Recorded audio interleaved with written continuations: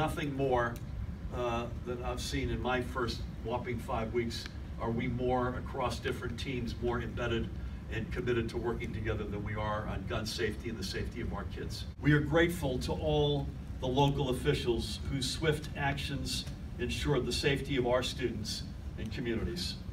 But these events have only added to that knot that many of us have had in the pits of our stomachs since last Wednesday.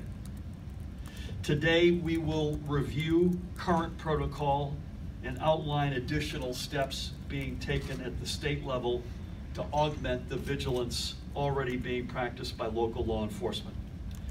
Let me be perfectly clear. Nothing we are doing here can be a replacement for comprehensive gun safety reform at the federal level, including a ban on military-style weapons, preventing those with mental illness from having access to guns, and instituting universal background checks on all gun sales. We cannot pull Congress's feet away from the fire. There must be action in Washington. Ours is the only nation in the world where these scenes unfold time and again. Enough is enough. And if you don't want to listen to my plea, then listen to the pleas of the students. First and foremost of Marjory Stoneman Douglas High School. Listen to the pleas of the next generation. If Congress doesn't act, they certainly will.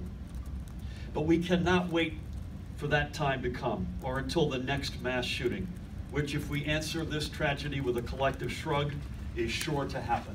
It is virtually inevitable. In the absence of federal action, New Jersey will be promoting a regional effort to combat gun violence by bringing states together in common cause to safeguard our communities. A significant majority of crime guns in New Jersey, in fact, I believe it's widely viewed to be well over 80%, come from out of state. So it's important that we take a regional approach. We're working aggressively on this issue with like-minded states and expect to have an announcement soon. I also want to note the tremendous work done every day by local law enforcement across our state in keeping our communities and our schools safe. The partnerships between our schools and local and county law enforcement are critical to not just preventing violence, but to ensuring that students understand the importance of working with police to report dangers. But certainly in the last week, parents and students alike have been on edge. We want to make sure that they understand the steps we are undertaking statewide to augment the efforts of local authorities.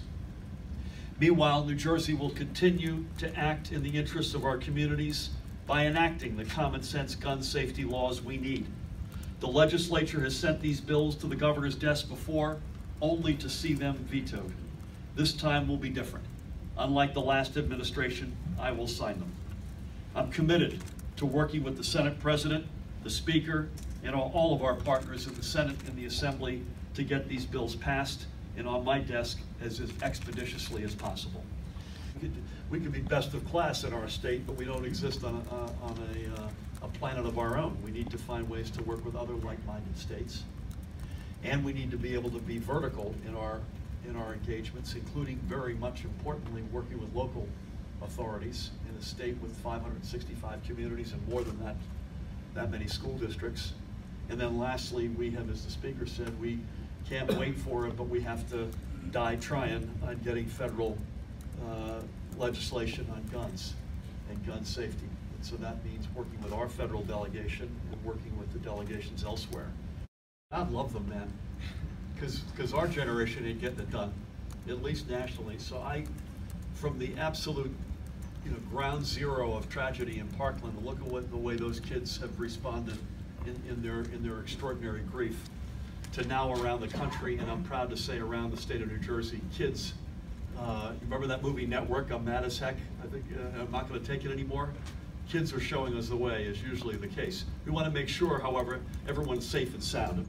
When I'm sending my kid to school tomorrow morning at 8 o'clock, how should I feel about that? And I think any parent watching should feel that we are doing everything we can. We're both learning from what's happened in these awful tragedies. We're learning from some sort of false alarms in our own state, but we also are not going to fight just the last war, that we're also trying to look around corners. that a parent should take away that this is not just a top priority, but it's a whole of government priority.